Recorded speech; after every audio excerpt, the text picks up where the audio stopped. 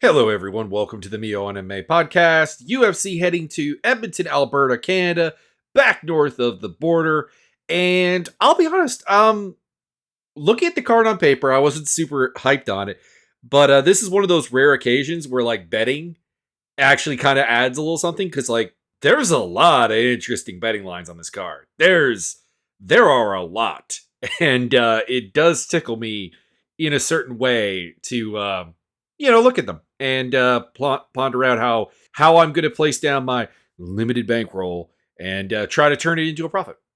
That being said, let's get the usual out of the way. Please do not bet what you cannot afford to lose.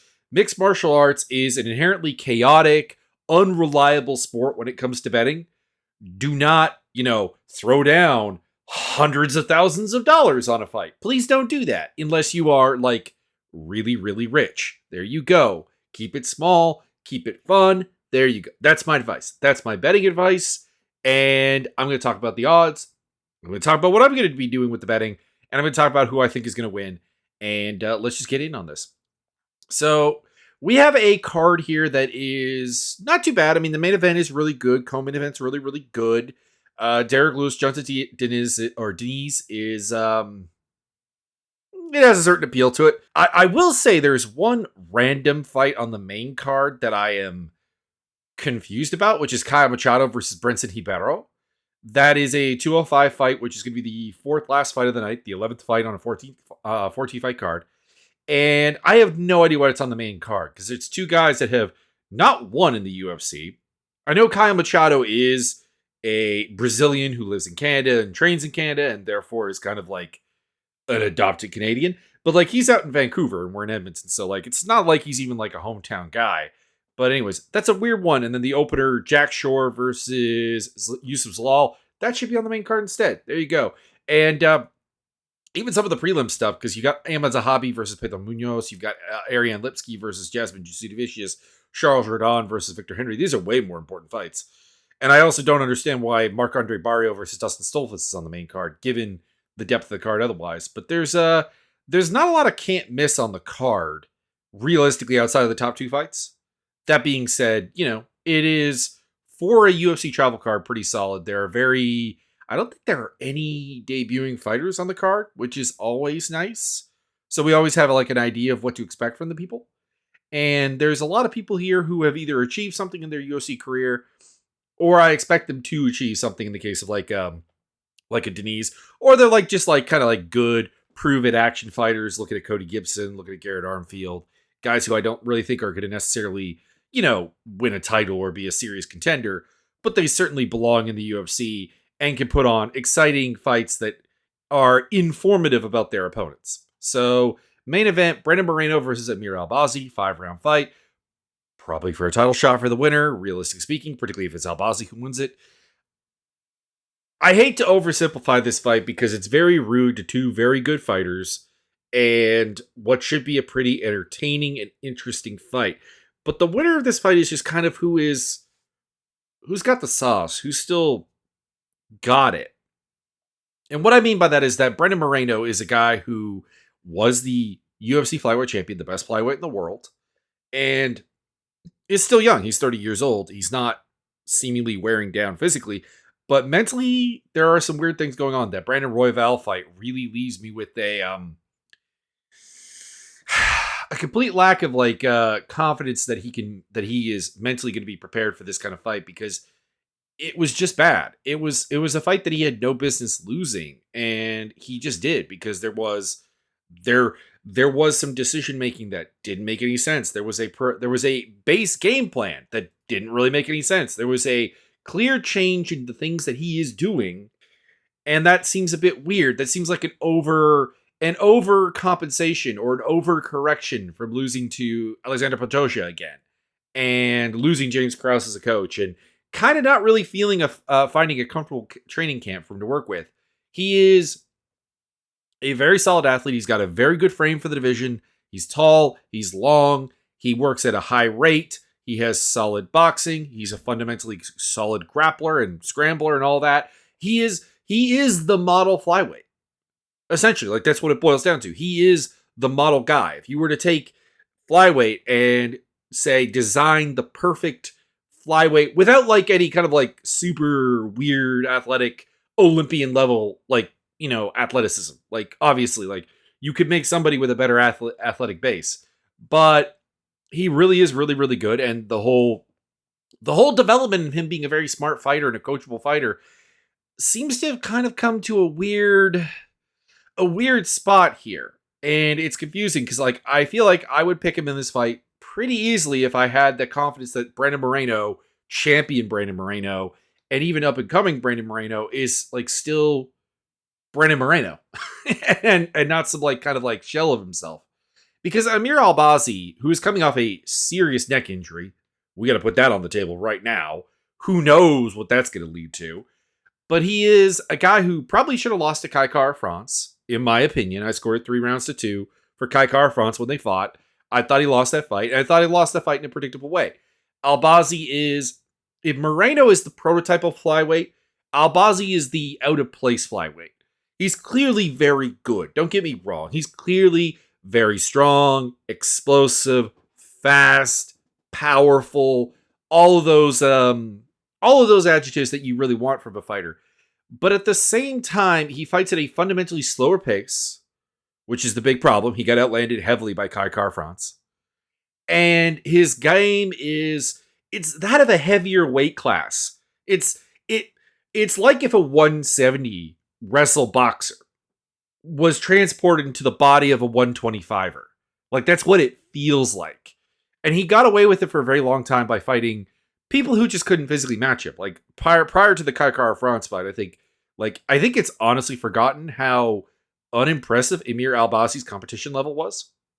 Like, coming into the UFC, he had fought a guy who was no record per Tapology, 0-0, no record, 4-3, 2-0, 11-5, 11-10, pardon me, 6-2, 11-9, 6-1, 6-2. Shorty Torres, who's 8-1, who beat him, should be mentioned, and then 5-1, 12, and then gets the UFC debut against Malcolm Gordon, who has all kinds of problems that we know of. Beats him. Beats Yalga Shumagulov, who's no longer on the UFC roster.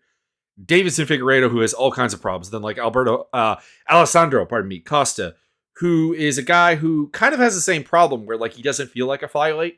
He just feels like a good athlete who's kind of like sized down to a flyweight. And then of course the Kai France fight. It's like, obviously we've seen you lose very, very little. You've lost literally one fight.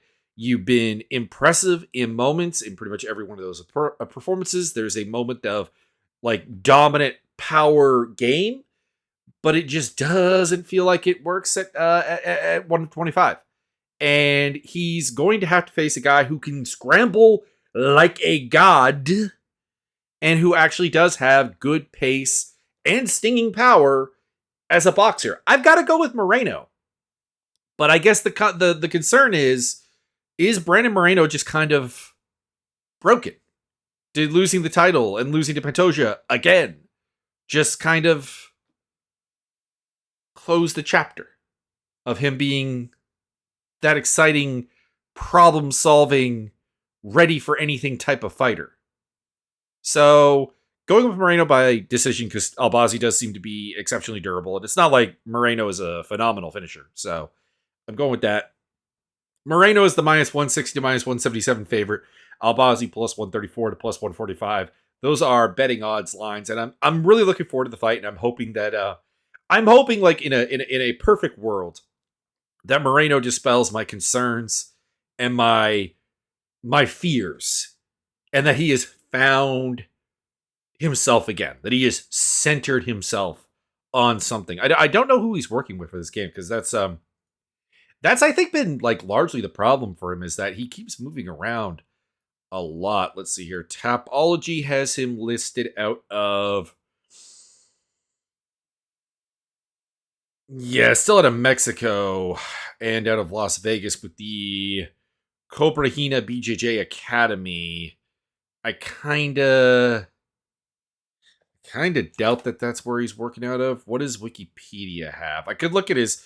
A good way to look at this is obviously like their Instagram and just kind of try to figure out what's in the background, like what fighters and what gym is in the background, and that's usually The only real way of figuring it out, but I'm hoping interim gym till 2022, Bang Muay Thai, Team Elevation, Fortis MMA. Okay. Hopefully Fortis can be a solution for him because the Team Elevation era didn't seem to work well at all.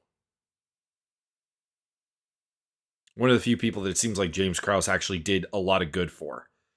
Moving on down the card here to the co-main event, Rose Namajunas versus Erin Blanchfield. I want Blanchfield to win because I've been very impressed with her attitude and her improving. Because like the thing I've liked about Blanchfield is that she has been recognizing the flaws in her game and the limitations in her game before they get horribly exploited. And that's really rare for a coaching staff and a young fighter.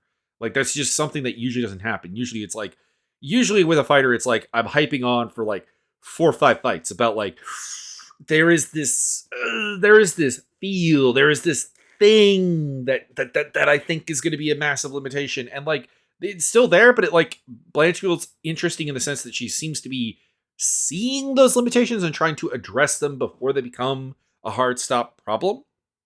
She's 25 years old. She's a young, bright future of the flyweight division. I'm looking forward to her doing that.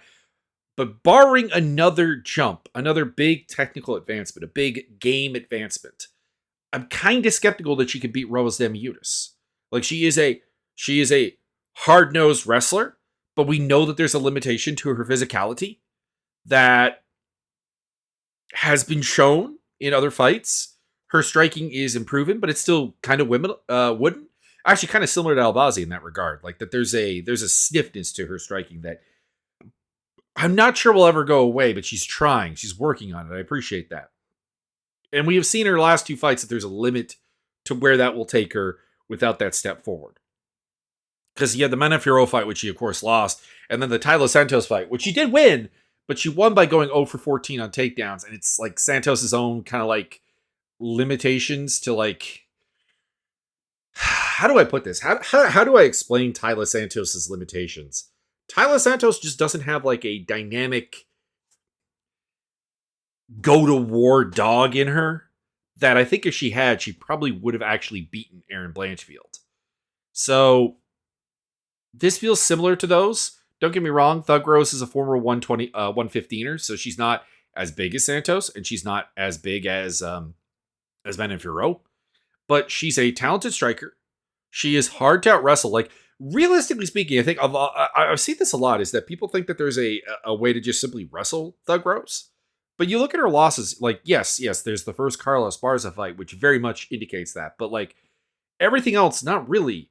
Like she had to be forcefully slammed to the mat by Andrade, and she had to lose by a gritty clinch kind of everything performance by Karolina Kowalkiewicz. And then the second fight with Carla is just her breaking down, and then like Menefero, predominantly very, very similar to her win over Blanchfield. You know, a powerful striker and very strong person that she just couldn't do anything with, and who is probably, let's be honest here, the second best flyweight in the world. So the path to victory for Blanchfield is kind of a weird one here. It's like it feels like, okay, you're going to be relying on takedowns, but you're against somebody who is very hard to take down and who is like dangerous on the counter and who has a rarity for women's MMA, which is fight changing in a single strike power. Like not a lot of women have that, and Thug Rose does have that. And like I said, there's a wooden aspect and a weak defensive aspect to Blanchfield as a striker. She doesn't receive strikes super well. Again, working on it, trying to become better, and I appreciate that. But until I see the improvements, I'm not going to assume that they are there. So at the end of the day, I'm going to go with Thug Rose by decision. Now, obviously, there's the X factor here. It's Thug Rose. For a UFC fighter and a former champion, she is one of the biggest head cases you are ever going to find in the sport. And there is always that possibility that she just kind of, at any time, just blows up. Because she's honestly done the opposite of Erin Blanchfield, where like she has a super high physical ceiling and she's kind of chased the coaches that have been interested in making her better away from her and surrounded ourselves with coaches that kind of like, and you see this in the corner advice, you see this in the footage of them training, you see this in the interviews that she gives with Pat Barry, obviously, that they kind of coddle her and don't. I think it's a bad environment, is what I'm getting to. Like, maybe it's what she needs, but like it'll be a permanent limitation if that is the case. So there is that possibility of just kind of like a mental breakdown, a things are not working. I go inside myself. I worry about just not getting hurt. And hopefully we don't get the Carla Esparza 2 fight again, but we get something depressing. and Blanchfield wins. But I'm going to go with Thug Rose by decision. Blanchfield is a minus 125 to minus 143 favorite. Namajunas is a plus 100 to plus 116 underdog. Surprised by that. I wouldn't have thought that Thug Rose would be. I was expecting when I looked at the odds for this fight, like something like pretty much even money. And obviously, like, we're not far from that. We're minus 143 to plus 116 at the, the widest. But I was expecting like a double minus fight. So anyways, going with Thug Rose, betting on Thug Rose. We'll see. Derek Lewis versus Junta Denise. I don't have much to say about this other than like Derek Lewis against strikers, like actual technical, like strikers who can do range stuff and don't instantly like clash in the middle with him in a broadly like power striking thing. I'm talking the Tai Tuivasas, I'm talking the Cyril Gons, I'm talking JDS, I'm talking Mark Hunt, I'm talking Volkov, I'm talking Francis Ngannou. Even the fights that he's won, like the Ngannou fight is just weird, and then the Volkov fight was Volkov getting tired. You see the limitations. They're like somebody with a structured, considered striking game, a technical striking game, as opposed to just I'm going to go in the pocket and exchange trade blows with you, or I need to wrestle you, tends to beat Derek Lewis. So I'm going with Deniz. He is a good striker for heavyweight standards. He is a very good striker for heavyweight standards. And Derek Lewis is also 39 years old. So at some point when your game is designed around explosiveness and power and dynamicism, age is going to catch up with you faster than most people. And it's kind of surprising that Derek Lewis is 39 years old and still able to do this at a high level. Because, I mean, he is like, 2-4 in his last 6. But like, Rodrigo Nascimento and Marco Sogeri de Lima are, they're not bad fighters. They're perfectly acceptable heavyweights. So, yeah. I don't know. Like, there's always a chance that Derek Lewis just kind of melts Denise. But I've got to go with Denise at the end of the day. So, Denise by TKO, he's a minus 165 to minus 180 favorite. Lewis is plus 135 to plus 145. So, there's play there. Kyle Machado versus Brenton Hibero, like I said, is the bizarrely placed fight, I should say, on the main card. It's kind of an ass fight. Machado's coming down from an 0-2 run at heavyweight. He's been 230 before, so I assume he has the right strength and conditioning and the right people around him to get him down to the weight fine. Hibero is bad. He's just bad. Like, he's a serviceable athlete who hits reasonably hard and has no defense or durability. Like, none whatsoever. The UFC got him as kind of a guy to showcase people against, and I think using Machado against him is a bit of a weird one, because Machado, I just don't think that there's really much to Machado. Like, don't get me wrong, he's a reasonably hard hitter. He is durable. He has, for a heavyweight, pretty decent cardio. I assume at 205 in better shape. That'll probably be in play. That'll probably be okay. But there's nothing about his game that really looks right. His stand-up is janky. And it can work, obviously. I've said this before. Non-textbook stand-up, it can work. In fact, being too textbook is actually a problem, because it leaves a lack of surprise, a lack of variety and creativity, and becomes predictable. Machado is not that, but I don't know. I just don't think that I don't think he's got a very high ceiling. But I am picking him by TKO. Like I said, Hibero is bad. I think I picked Hibero in his fight against Miang, I want to say. I don't remember. And it was really just a sign of like my complete lack of faith in uh Miyang Zhang. There you go. And there you go. His last fight against Magomed Gadzi Yashilov, that was bad. That was terrible. So hopefully this is better than that. But yeah, Machado by TKO, he's minus 148 to minus 178. Hibero plus 120 to plus 138. This is the fight I'm probably the least excited for. Marc-Andre Barrio versus Dustin Stolfus. This is a pretty easy pick. Stolfus is just all right. Let me compliment Stolfus first here. I'm gonna be mean to him, so let's get the compliments out of the way.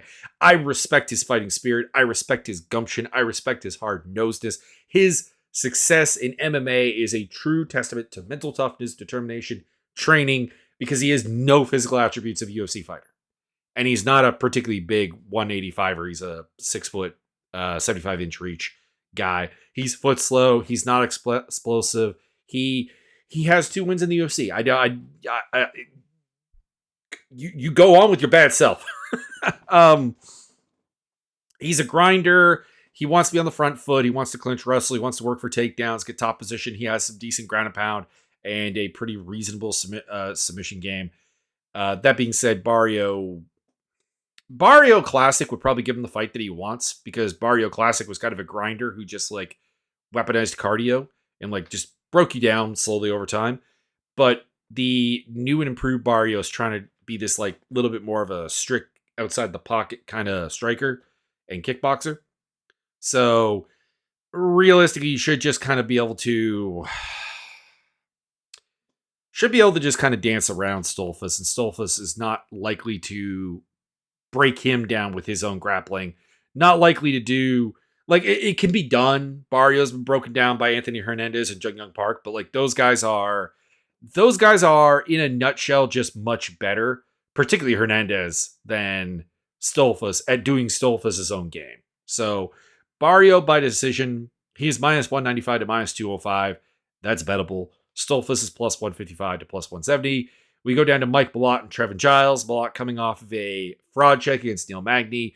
And I don't use that word lightly. I like resist the whole fraud check things, but like Mike Malott was a guy who I thought the hype train had gotten ahead of, which is a shame for me because along with Siri City, who we're going to talk about later, these are the guys that are like the closest thing I have to hometown fighters.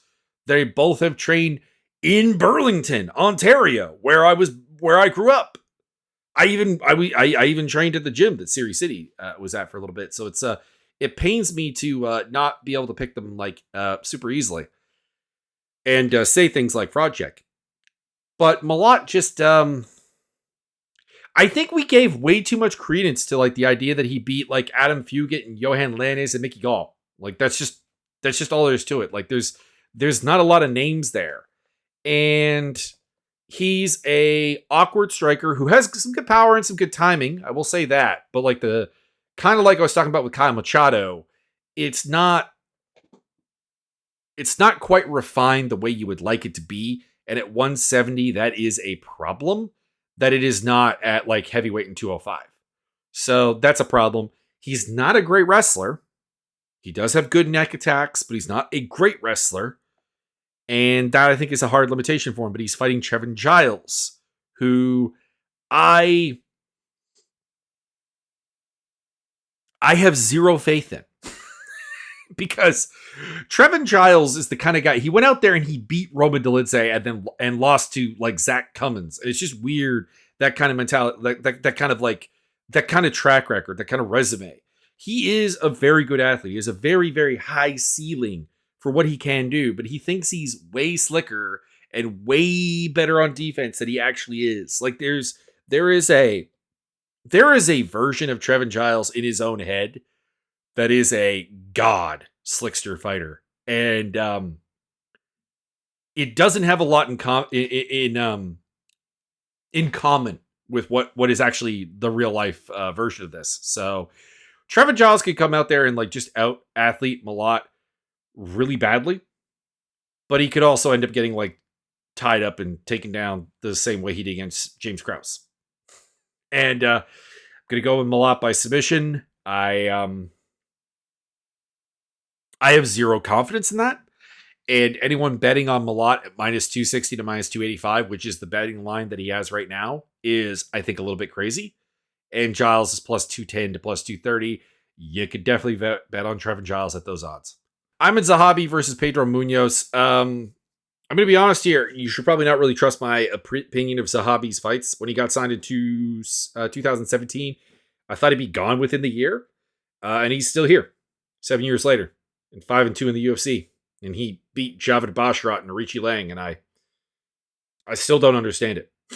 I still don't get it. I still don't understand it. He is a low output, incredibly considerate, clean technician, but to the point where like it's the opposite of what I was talking about with like Malott and with Machado. He is predictable. You know what he's going to do. He's not a phenomenal athlete, and it feels like a phenomenal athlete is what you need to be to make his style work, because he is a sniper. He is very much a sniper. He's looking for the perfect strike to put you away with, while mixing in the occasional wrestling. Like he can do some other things like wrestling and so on, but like it's at 135. I think you just have to be something physically special, and I don't know. It's worked. I don't get it, but I am picking Pedro Munoz here. Munoz is very, very tough.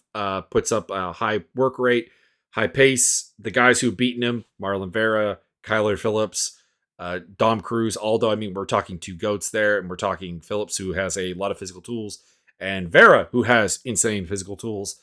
All these things that Zahabi doesn't have. Zahabi is like closer to Chris Gutierrez, but he doesn't have the fight IQ issues that Gutierrez has, or the stunning lack of adaptability that Gutierrez somehow has as a neutralizing guy who like breaks you down and breaks your game and takes it away. But like when things aren't working, he does dumb shit. I don't know. Chris Gutierrez is like this weird fighter to me that I'm never going to get my head around. Munoz by decision. There is the warning. Munoz is 38 years old. He's seen a lot of time. He's older than that 38 years old would suggest, because my dude has been putting in the work as a UFC and MMA fighter for a long time. He is a veteran of 29 fights. He has had wars with Kyler Phillips, with Marlon Vera, with Dom Cruz, with Chris Gutierrez, with Jose Aldo, with Jimmy Rivera, with Frankie Edgar. None of these fights were easy. None of them at all. And that is obviously a risk and a problem. But I look at Munoz's like better volume boxing. I look at his leg kicks. I look at his ability to fill time with volume and effective striking in a way that Ayman Zahabi just does not do. And I have to pick him. And I have no idea why Zahabi is a favorite at minus 120 to minus 130. I don't understand. Munoz minus 102 to plus 110. I'll be betting on that fight. I'll be betting on Munoz. Let's roll down to Ariane Lipski da Silva. I know she's not Ariane Lipski anymore, but like, I'm sorry, I'm gonna have to include it because she was Ariane Lipski for like a really, really long time, and it's a name that's stuck in my head, and it's ironed in there. And every time I see Ariane da Silva, I get lost. I don't know who it is. This is a limitation to me. I'm sorry to the ladies who get married and take on another name. But I think your maiden names kind of will live on for a little bit in general. So there you go. It's also that you have to look it up to get like the footage and stuff.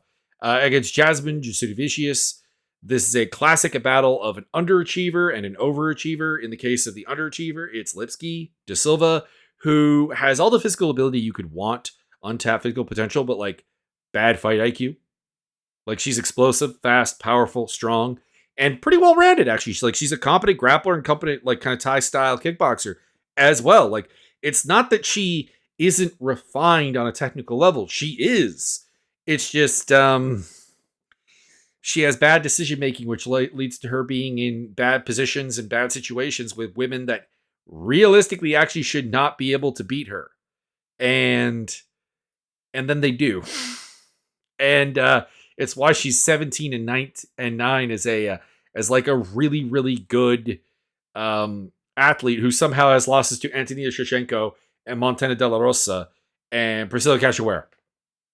Like it's really confusing. It's really, really weird. And Molly McCann back in the day, and Joanne Wood back in the day. Like Yeah. Anyways, and then in Jasmine Jasudavicius' case, you have like this foot slow, not dynamic athlete, like strong, durable, etc. Like there are good physical attributes to Jasudavicius, but like at the same time, there's like some serious limitations to her game.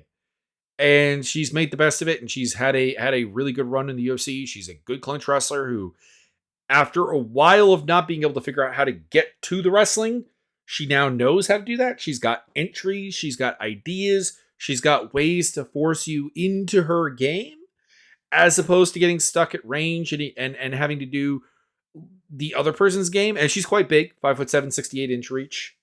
She's one of the biggest, strongest, like most powerful women in the division. So I have to go with her.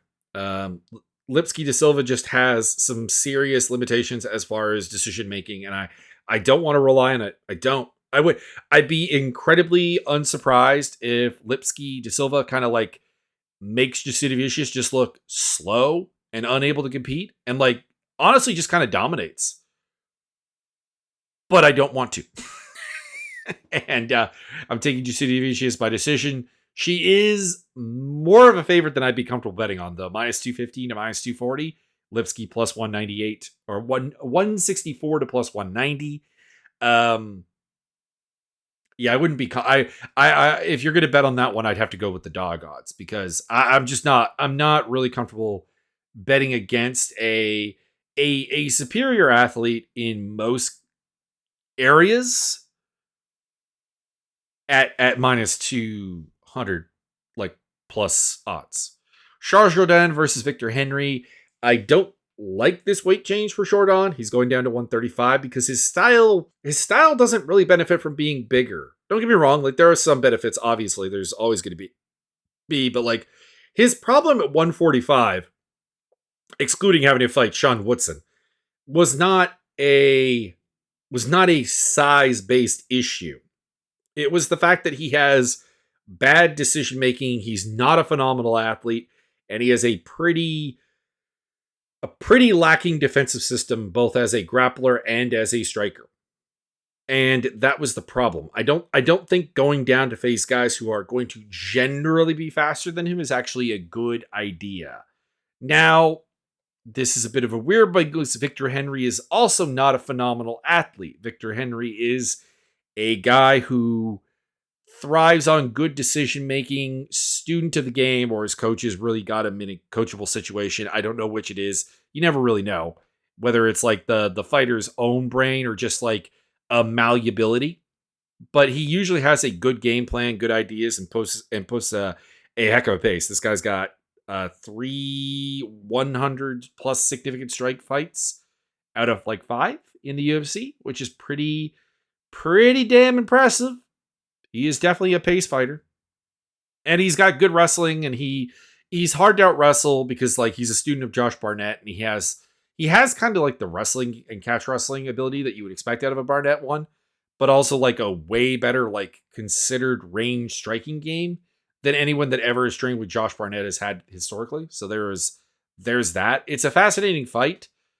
I think at the end of the day, though, like Henry is really, really durable and not likely to get caught by anything that Jourdain throws, and just kind of will out volume Charles in the long run. It's I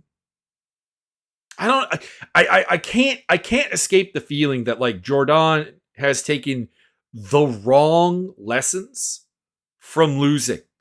He's taken the lessons he's taken from his losses is, well, I just got to cut more weight. And I don't like that. I don't like that. I've got Henry by decision. Jourdain is the favorite. I can't blame that. Minus 128 to minus 145. Not surprised. Henry is plus 100 to plus 122. We go back to heavyweight with Alexander Romanov versus Rodrigo Nascimento, and this fight is depressing because I have to pick Nascimento. Nascimento is not good. He's durable and somewhat well-rounded in a heavyweight sense that he's hard to just kind of like break down and instantly like snap at your fingers, take over the fight from. And that's kind of what Romanov needs to do, it seems. Like Romanov Romanov was a guy I had a lot of I had hope for. It was like this guy came in undefeated and like this grappling machine, and he would put you in the box and just put you down and wreck you, and then you realize that there's no fighting spirit to him. There's no dog. Like anytime a fight gets hard,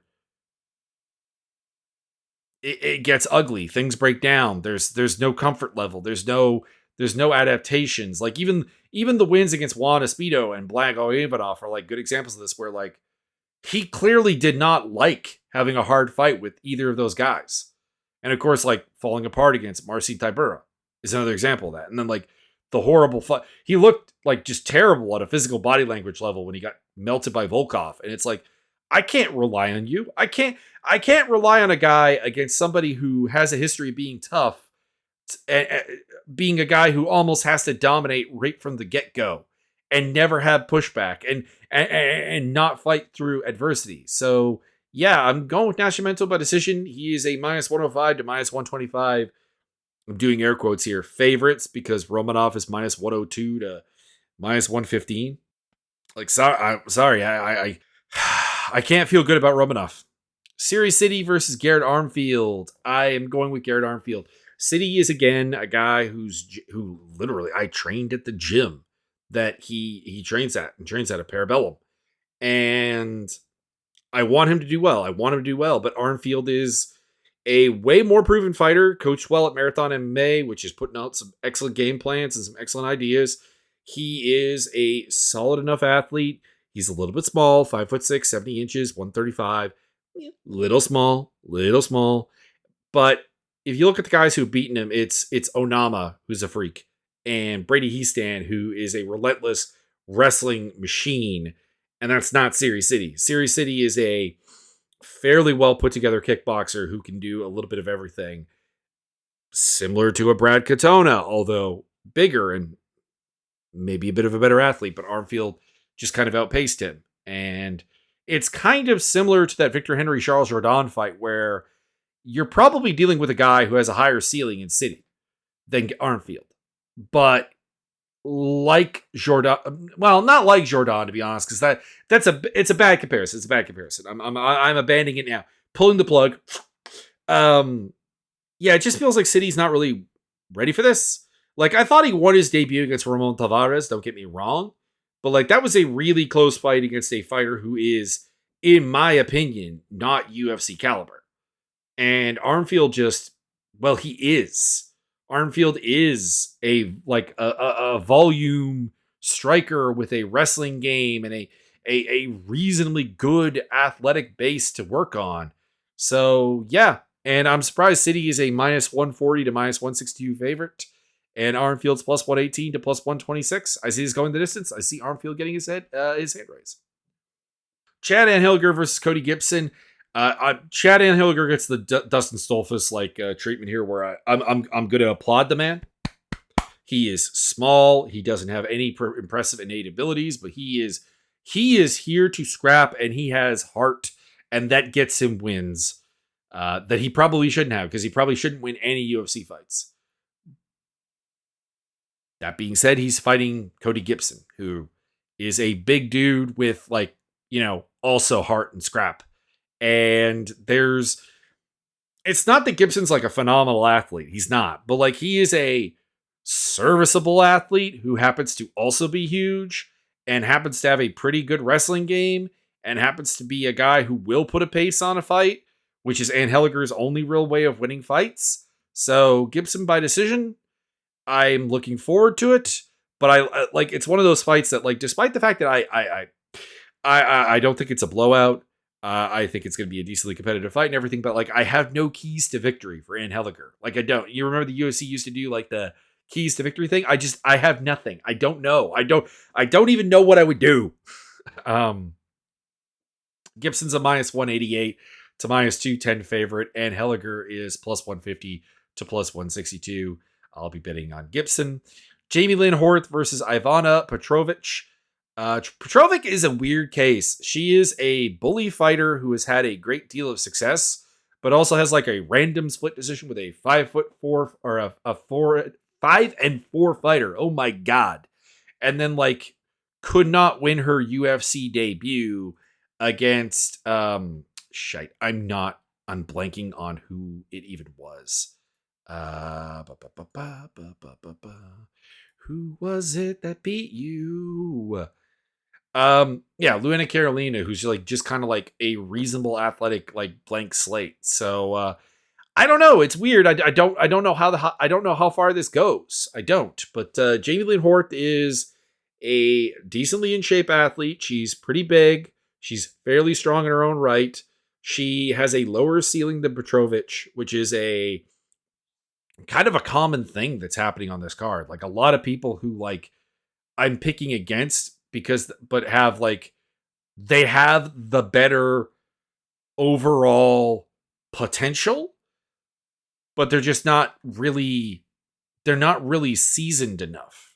And yeah, I'm just going to go with Hort to put a pace on her, to work harder than her and be hard-nosed and not be easily bullied by Petrovic. That's my thought on the matter. Hort is a surprising minus 215 to minus 225 favorite. I'll be honest, I was kind of hoping to get her at underdog odds. Petrovic plus 164 to plus 180. And then in the opener, the phenomenal fight between Jack Shore, Yusuf Zalal. Put this on the main card. Put this on the main card. Do it. Do it.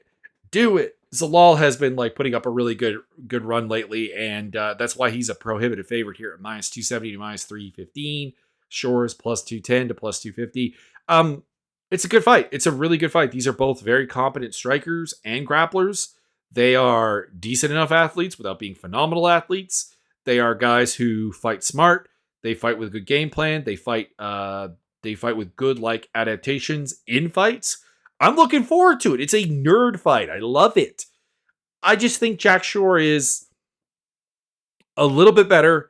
And I think we've forgotten that because Zalal has been doing really, really, really well lately with wins over Billy Quarantillo and blanking on his last fight. Come on, brain. Yarno Aarons. And whereas Jack Shore, the last we saw him was losing to Joe Anderson Brito, who's a freak. And then, 2 fights before that, losing to Ricky Simone, who has not looked good lately. But like he's a guy who's beaten Timur Valiev or Valiev and Hunter Azure, who's a really good fighter as well. So I'm looking forward to it. I just think that Shore is going to be that little bit ahead, that little bit better with the boxing, a little bit better with the ideas. Zalal is a little bit more willing to take the wrestling to him. And if he can just like instantly like that take him down, obviously that's going to be a problem. But like this is a guy that Ricky Simone really struggled with like getting any kind of like wrestling momentum against. So I'm not worried about that. Interesting note here. This fight is not on UFC stats at all. So hang on. I want to look up something here. If this fight is just like not happening, I am going to be kind of unhappy. I'm going to be unhappy. UFC Fight Center on ESPN also does not have this fight. Oh, I'm worried. I'm very worried. Let's try the Wikipedia. Tapology has it. I'm hoping that it's happening. I'm really hoping it's happening. Yeah, it's listed on Wikipedia. Okay. I don't know. I'm hoping this is happening. It's weird that the official UFC sources don't have it. What about the UFC website itself?